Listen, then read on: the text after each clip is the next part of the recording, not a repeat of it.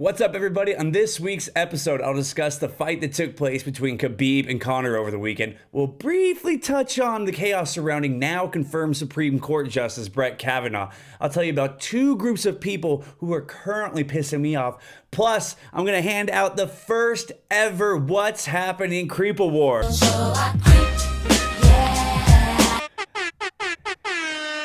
I'm Grayson Gregory, and this is the Prove Me Wrong podcast presents What's Happening.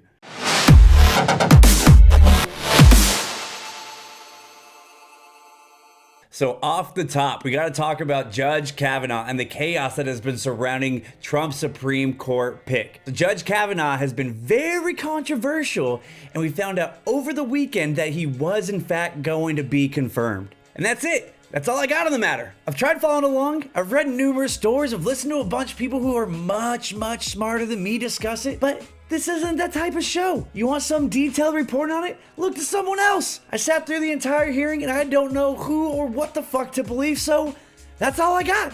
Moving on.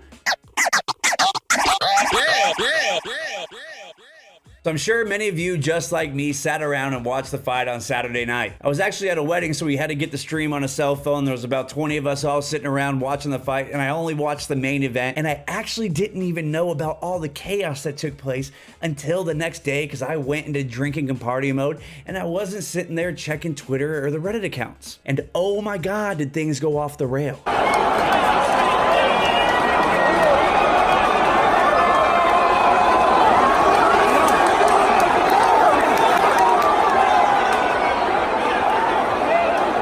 Say this one quick thing. Many people would hit me up and ask me about who I was rooting for or what my thoughts were on the fight, and I kept seeing this recurring theme for people that didn't like Conor McGregor.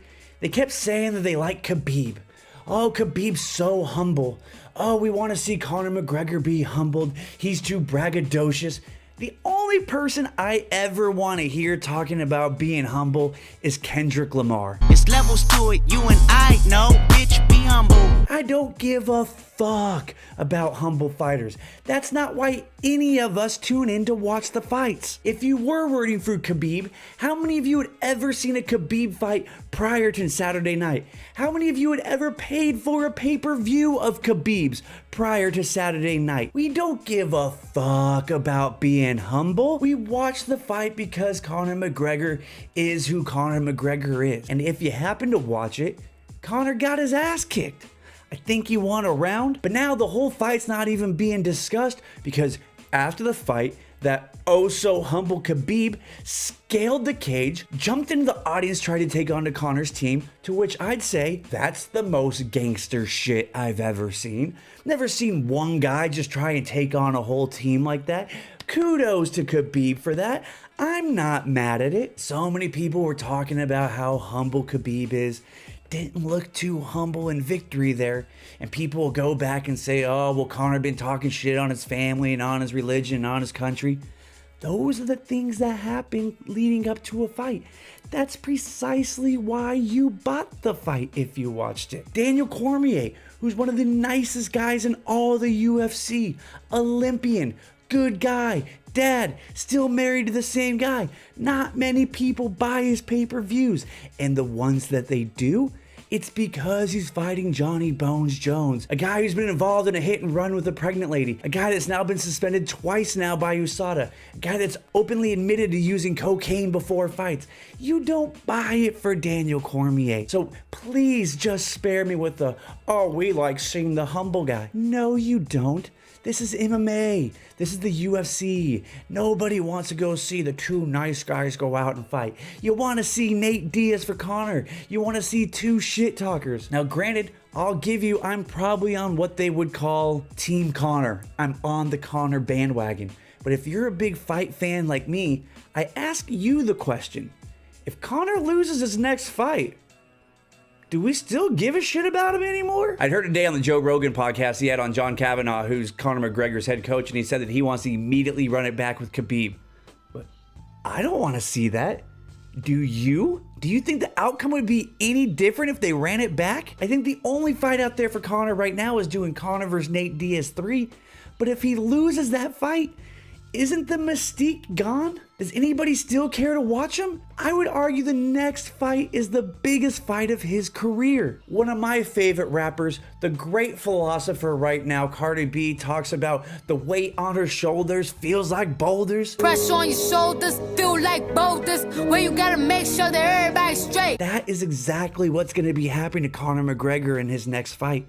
Because if he loses his next fight, that'll be 3 in a row. Of course, I'm counting Floyd Mayweather in that, but can you really keep losing fights and then be able to go out there and be that braggadocious self and people are going to still want to tune in? Or at some point, is he just the guy that's talking shit that can't win a fight anymore? Now, albeit he's taken on the biggest challenges in all of MMA, if not all of fighting, had no business fighting Floyd Mayweather, taken 2 years off, came back and fought Khabib. The first time he fought Nate Diaz, it was on a short-term basis. It was supposed to be at 155. Nate Diaz said, no, let's go to 170. So he went up a whole nother weight class. So I do think that matters. I do think that counts. But if he loses again, where do we go from there? And trust me, I'm not rooting for it because I think MMA is much better when Conor McGregor is good. Just like I think the NBA is better when the Lakers and Knicks are good. Baseball is better when the Dodgers and Yankees are good. I root for greatness. I like when Tiger Woods is out there dominating the field, and I like when a guy like Conor McGregor is out there beating the shit out of guys. So is this the beginning of the end for Conor McGregor? Only time will tell, but I'm saying tick, tick, tick. That clock is ticking and he only has one more fight to turn things around. So quickly, I saw something over the weekend and it's something I've always known existed, but it really just started to make me what Chris D'Elias calls BRM. And BRM stands for Blood Red Mad. And what I'm talking about is those people that call themselves fur parents. This may apply to some of you listening right now. If you are someone that labels themselves as a fur parent, just know you're 100% what's wrong with the world right now. Sure, there's organizations like the KKK and ISIS, but those organizations are child's play compared to those of you that call yourselves fur parents. Now, if you want to do that behind closed doors, fine. I'm perfectly okay with that. This is America. I believe in freedom and you're allowed to do whatever you want. But if you take to social media and call yourself a fur parent, in my mind, that is no different than pouring acid on a passerby. And the crown jewel of all of these people are those that run a pet account. Have you seen these people on social media? It's usually just on Instagram, but it's people that have set up a separate account for their pet. Le who? The her. I mean, how much free time do you have and how self-involved do you have to be to run a fan pet account for your pet? And I'm serious. Have you seen these? The captions? Jesus fucking Christ. They type captions as if their pet now has opposable thumbs and has learned the English language. These people, they speak in the third person. And they'll post things like, just chilling while mom and dad are making dinner. See what I mean? This is way worse than those in the terror organizations. It pisses me off when parents will make those posts about their children's and then they'll talk about like, oh, how mommy and daddy. No. You use that dad's name. You use your own name. Don't talk in third person about how your child and mommy and daddy this. This is so goddamn dumb and childish, and I can prove it. You know what I'm gonna do?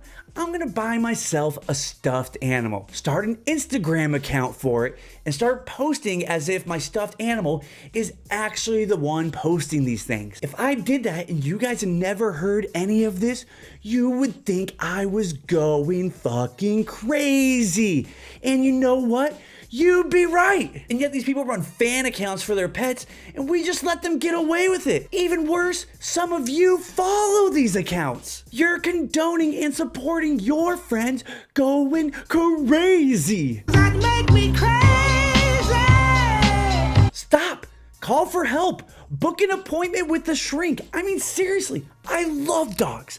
I loved it. I've wanted one for years, but my life's so chaotic I've never pulled the trigger on one. So this isn't Grayson hating pets thing. This is for all of you that call yourselves a fur parent or run a pet account. I'm legit worried about your well-being. I'll give you another example. Plants are beautiful. Everybody loves a blooming flower. Now, what if I created a fan account for said plant? You would think I'd lost my marbles. But yet we allow people to get away with this and their pets. If you're doing this, stop. You look silly. Take that time and put it into something else. Please, please, please stop running a fan pet account for your pet. Nobody cares. But moving on, I told you that there's two types of people that are annoying me right now, and one is coming earlier than expected. For all the old Prove Me Wrong podcast fans, you'll remember me talking about premature Christmas decorators, how I wanted to make Christmas great again, and how Christmas should only be celebrated from December 1st to December 25th. But I'm here to tell you, I saw my first Christmas post of the season on October 5th. 2018. And this wasn't even like someone posting about seeing decorations and how excited they were. No. This is someone whose chick had already decorated their house. I'm talking stockings and all. Hey, person I can't name, what the fuck are you doing? You guys are 2 whole months early. Look, if that's what you choose to do, okay, I can somewhat tolerate it. But let's just call it what it is. You guys are playing house. You know who also pretends like it's Christmas? My nieces and nephews. And they're 4, not in their late 30s. And hey, look, I know I do a lot of questionable things. I'm at concerts like once a month. I'm probably too old to be at some of those concerts. I get it. I get that people might talk shit about it. But the difference is these pet people or these people playing house doing Christmas in October, I'm not so sure they're self-aware about how crazy this actually is. Maybe I'm wrong. Sure. 100% a possibility, but somehow I don't think so. Moving on, now let's talk about some religious phrases that are commonly used, but I don't think that those who use them actually think about the words that are coming out of their mouth. And let me preface this next topic with a bit of a disclaimer. I discuss religion on this show and in life a lot. I do not consider myself a religious person in the archaic sense of believing, people can be born to virgins, people come back from the dead. If you do, and that helps you in life, great. I hope that it gives you everything you want out of this life. I hope it brings you joy and that it provides you a light in those dark times. I really do. However, religion in that archaic sense does not do that for me. I'm not an atheist. I consider myself agnostic. I'm open to any and all possibilities, and I believe that saying that there is absolutely no God is just as silly as saying that you absolutely know that there is a God, because you don't. I come from the school of thought, and if we were all 100% honest with ourselves when confronted with the question whether there is a God or not, we would all have to answer with, I don't have any way of knowing whether there is a God or not. I entertain a lot of ideas. Over the last few years, I've been fascinated with the simulation theory. If you don't know what the simulation theory is, I'll link to a few videos down below for you to check out, and I hope it's a topic I'm going to discuss later on down the line, but today's not going to be that day. A lot of things I believe, or at least consider the possibility of, can seem crazy, and I'm okay with that. The problem I see with those that consider themselves religious just absolutely rule out the fact that some of the things they believe are irrational, if not, a little bit crazy too. But when you belong to one of the older religions, it's easy to just get in the pattern of behavior without really examining those scriptures, ideas, or phrases. So let's get into one of those phrases right now. Phrase number 1. Now, this is a phrase you'll hear religious people of all faiths use, but I don't think any of them truly think of the ramifications of what they are saying. And that phrase is, I'm a God-fearing man. Or, we're progressive around here, I'm a God-fearing woman. Although I've never heard the latter be used, but you've all heard the phrase, I'm a God-fearing man. To which I say, wait. Why do these people say this phrase as if it's actually a good thing to be celebrated? You fear your so-called loving God? How on earth is that a loving or good thing? Which are attributes that I think most people assign to their God. You know what I think it is? I think it's just one of those phrases that's been in the religious people's lexicon that just gets regurgitated throughout the generations without ever pausing and thinking about what they're actually saying. To be perfectly honest, when I was a Christian, it was even a phrase I used myself. But you fear your God? How is that healthy or good? I'll give you a few examples. Like, what if your dog was an owner-fearing dog? What if it feared you? Or fellas, if you're married, what if your wife was a husband-fearing wife? Or if you're a parent, what if your child told you they were a parent-fearing son or daughter? In all three of those scenarios, if your dog, spouse, or child told you that they feared you, wouldn't that kill you inside? Would that make you a good person? And if it didn't, then what type of monster would you be? But it's a phrase that's been regurgitated by generations of religious people, so it goes completely unexamined, and we just continue to let those that use go unquestioned without asking them why they say that is a good thing. Furthermore, to examine that a little bit further, if you're one of those people that are simply doing things or constantly acting out of fear, do you think that's a good thing? Take doing charitable work or donating your time to a worthy cause. Isn't it better to do those deeds from a place of love over a place of fear? Now, I'm sure some of you are thinking right now, who cares what the motivation is as long as the end result is a charitable deed happens? And I would argue a lot. To go back to my previous example of your pet, spouse, or child fearing you, now it's been a while since your boy has been in a relationship, but I imagine not a lot has changed since the last one I was in. It's about respect, it's about love, it's about having a true teammate in life, it's about doing things for one another. Now, what if your significant other did a lot of things for you? You know, cleaned up while you're at work, surprised you with a book you casually mentioned in conversation a few weeks ago, surprised you at work with flowers, bought you tickets to that concert you've been wanting to go to? The deed can be literally anything. But what if you found out they were doing all these things solely based because they feared you? They feared your wrath if they did not do these things. Doesn't that change the outcome a bit? To me, intent matters. Now, take any of those previous scenarios and imagine your partner did something selfishly and purely out of love. They just wanted to please you. Can you really tell me the outcome of you receiving that book, getting those concert tickets, making that meal for you, but your spouse did that solely out of fear is a healthy thing? I would say, oh hell no. But it's religion, so we just let people get away with it. And look, let me reiterate, I think these are just things that are being said without meditating on it, without really thinking about it, without truly understanding what one is saying. If you are someone that uses this phrase or truly believes in it, I ask you why. No, like legit why. Comment section down below. Let me know why you think it's a good thing. Maybe I'm getting something wrong here. That's why there's a comment section. Drop me a comment and show me the error of my ways. It's the same thing that can be said for every time there's a tragedy. We've discussed this before about thoughts and prayers. Thoughts and prayers are gonna fix things. Thoughts and prayers are gonna get people through. And that's not all to say that thinking positively and having intent on things is not important, because I think it is. I think if you're diagnosed with a sickness or if you get injured, I think the way in which you think about it, I think it can help expedite your recovery. I think having a good support system around you and people that are loving on you can help expedite that recovery, can help dig you out of that hole. If you've been in a grieving process, I think people being around you and having a positive mental attitude can help you get through things. I want to point to a tattoo, but it's hidden. And I think the religious people actually believe in the phrase thoughts and prayers and thinks it does work in that manner. But I ask you this, if that religious person goes skydiving, they going with a parachute or they going with thoughts and prayers? If you're trying to get your wife pregnant, you're gonna actually have sex, or are you just gonna go off thoughts and prayers? If you get sick, are you gonna go to the doctor and seek treatment, or are you just gonna go off thoughts and prayer? If you're driving your car and you're running out of gas, you gonna go fill it up, or are you just gonna keep driving off thoughts and prayer? Thoughts and prayers sounds great. I understand it, but do you really believe that thoughts and prayers are just the answer? Or do you think that actions need to be taken? Like I said in the beginning, I think some of these religious things just get said over and over and it never goes without examination. So if you're one of those people, I ask you to sit back, take in one of these phrases and see what it really means to you, if it actually serves a practical purpose in the year 2018. Like I said, I could be wrong. Name of the podcast, prove me wrong. I'm okay with that. Give it your best shot. But now, ladies and gentlemen, it's time for me to hand out the What's Happening's first ever Creep Award. And the award for the inaugural Creep Award goes to...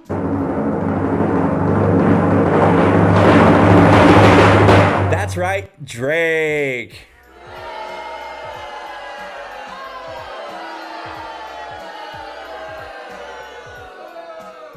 So you may be asking yourself, Grayson, why oh why is the man named Champagne Papi that handed out $1 million in a music video this year the first ever recipient of the What's Happening Creep Award? Well, I'm so glad you asked. Let me present Exhibit A. It's been alleged by multiple news sources that the 31-year-old Drake is dating 18-year-old model Bella Harris. And may I add the quick little caveat that Drake will now be 32 coming up on October 24th. Now, of course, in America, it's perfectly legal for a 31-year-old man to date an 18-year-old woman, but here's where it gets a little bit, dare I say, creepy? Here's E! News of the breakdown of their alleged relationship. 5 things to know about Drake's rumored girlfriend.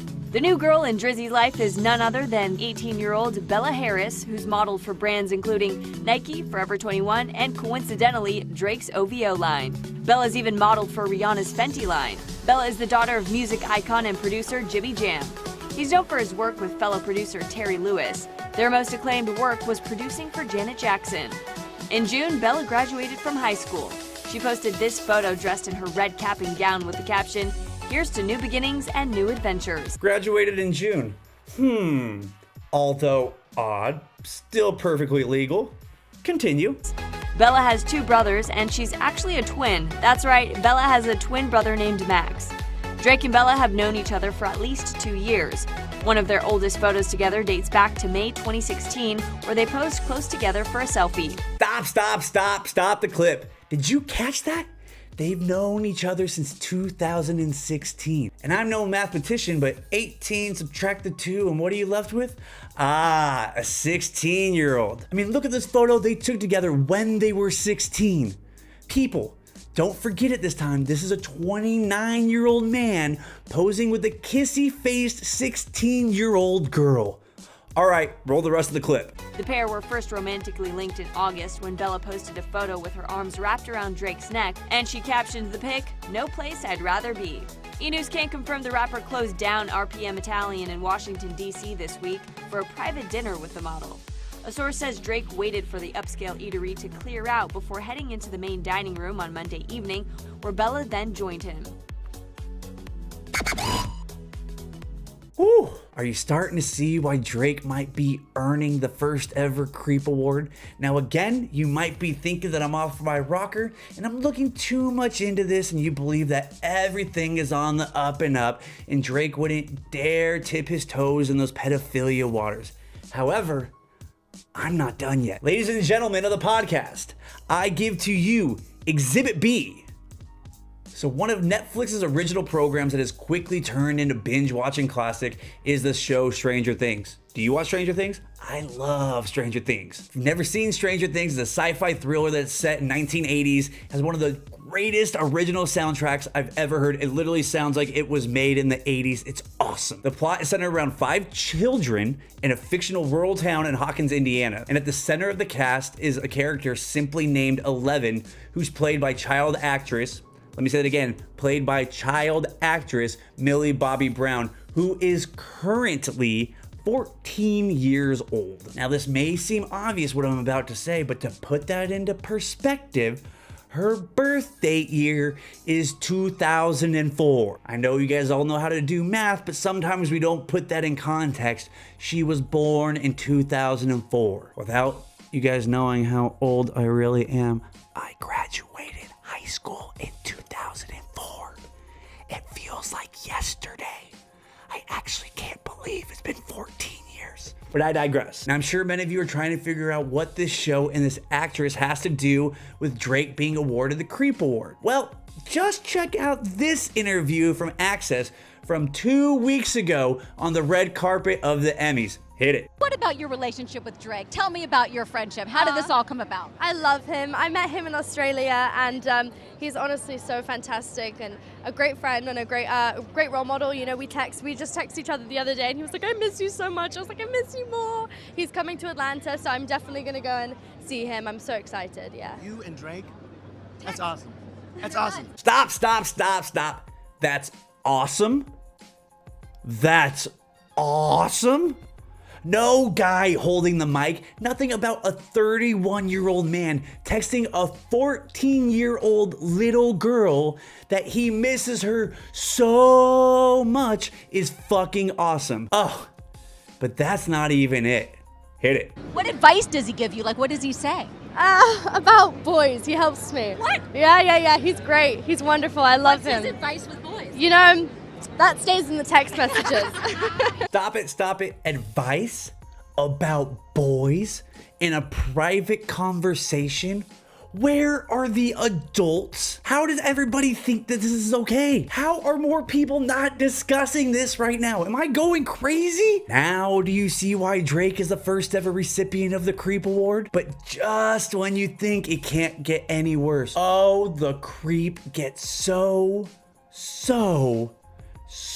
much worse. So after that clip from Axis was aired on TV, the network then tweeted out the clip with the creepiest fucking caption I have ever seen. Before I show you the tweet, have I mentioned yet that she's 14? Yes, the child actress is 14. Let me say that one more time. 14 years old. Okay, so here's the tweet with the attached video that reads, on a scale of 1 to 10, we would give her an 11. Millie Bobby Brown looks fabulous on the Emmys gold carpet, and she revealed that Drake is the man behind the curtain when it comes to her dating life. Hey, stranger things have happened, laughing emoji. Right now, this is all I can do to give that tweet.